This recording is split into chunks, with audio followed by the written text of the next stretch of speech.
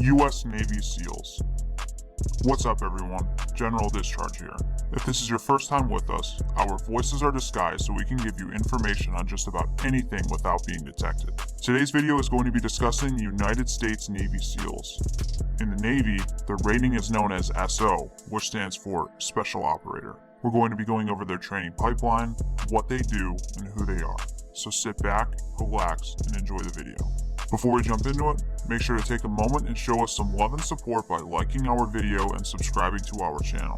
Your support is our lifeblood. Do not hesitate to ask us questions in the comment section below. We check everything. Navy SEALs, which stands for Sea, Air, and Land, are a part of NSW, which stands for Naval Special Warfare, which is a component of USSOCOM, and that stands for United States Special Operations Command. Aren't acronyms so much fun? SEALs are the U.S. Navy's primary special operations force, capable of conducting small unit special operations missions in maritime, jungle, urban, Arctic, mountainous, and desert environments. SEALs are mainly tasked with capturing or eliminating high-level targets, or gathering intelligence behind enemy lines for future military actions. Everyone knows about SEALs. There are TV shows dedicated to SEALs, countless amounts of books and podcasts, and there is even an entire Discovery documentary that films the BUD/S Class 234. People who aren't even interested in joining the military would most likely recognize what a Navy SEAL Trident is. You probably couldn't say that for a lot of SOF units out there. Alright, we gave you a brief overview of them. Let's talk about where they're stationed, then we will talk about their training pipeline, the schools they can attend, and how to become one. SEAL teams are placed on the west and east coast in Virginia and Southern California.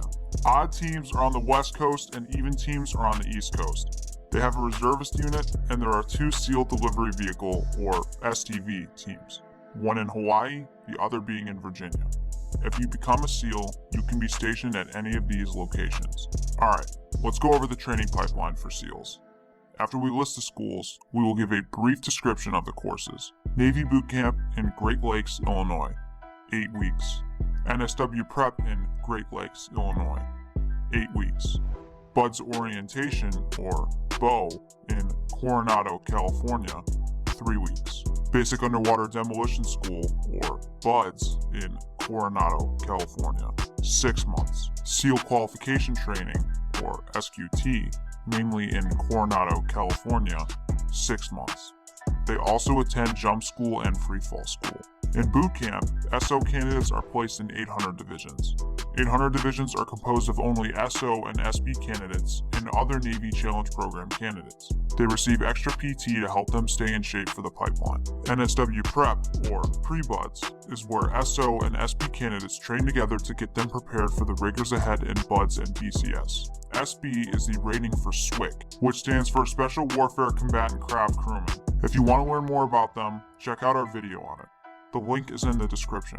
Pre-BUD/S has candidates swim and run multiple times a week, as well as various physical evolutions to keep them in shape and to test their grit. BUD/S Orientation is where they are introduced to the Coronado way of life, and BUD/S is considered one of, if not the toughest military training in the world, with an attrition rate of roughly 75%.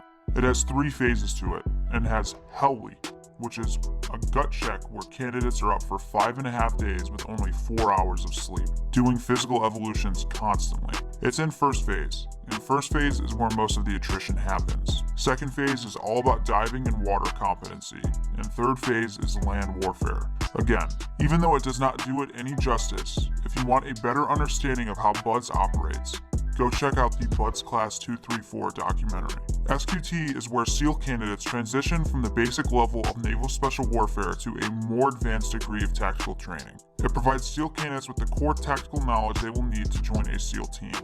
While BUD/S is where the most attrition happens, it can still occur in SQT, so you're not home free yet just because you made it through BUD/S. After a SEAL finishes the pipeline and earns their Trident, they train for another 1.5 years before they are fully deployable.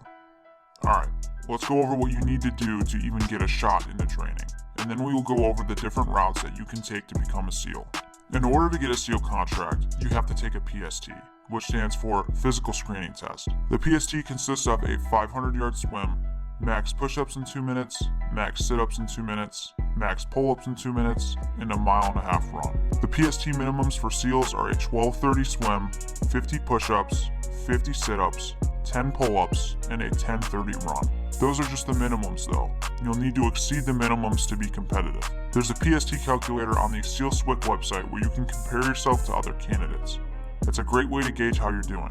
We'll leave a link to it in the description below. Okay, let's go over the routes you can take to get into the SEAL pipeline.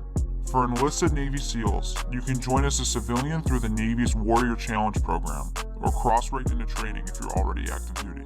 It is way easier for candidates to get a shot at BUDS as a civilian, so if your plan is to join the Navy first, then go to BUDS later, we don't recommend it. There are way less billets for fleet returnees than there are for new accessions, and your year group, the year you join the Navy, may be closed out or limited, leaving you in a situation where it doesn't matter how good of a candidate you are. Bureaucracy and admin stuff prevents you from even getting a shot. If you're trying to be a Navy SEAL officer, you can go to OCS, NROTC, or go through the Naval Academy. Most officer candidates come from the Academy, and the least come from OCS. All officer candidates have to attend SOAS, previously called Mini-BUDS, which stands for SEAL Officer Assessment and Selection. It is 3 weeks long and is designed to see who is fit to actually attend BUDS as an officer. It's even possible to make it through SOAS but not be selected, as you go through a board to see if you're deemed worthy to even go to BUDS. Also take note, officer candidates are expected to have better PST scores than their enlisted candidate counterparts. Both the enlisted and officer SEAL community have community manager page summaries where you can check the manning levels, year groups, and package submissions. We will leave links to those in the description. Want to know what training is available to SEALs once they hit the teams? There's a lot. Enlisted SEALs have the opportunity to go to several different schools. These schools include, but are not limited to, Breacher School, Sniper School, Advanced Demolition, medical courses like Special Operations Tactical Medical Course. Some SEALs are lucky enough to go to SOCOM, and we have a video on that, so go check it out. Foreign language schools, Diving Supervisor, Advanced Driving School, JTAC, and much more. SEAL officers' options are more limited compared to their enlisted counterparts as they have a slightly different purpose, a more administrative role, and different responsibilities. Well, that is the down and dirty of the US Navy SEALs. If you learned something from this video, make sure to give us a like and subscribe to our channel. As always, thank you for watching. What would you like to see next? All your friends are subscribing to General Discharge, and you don't even want to be here.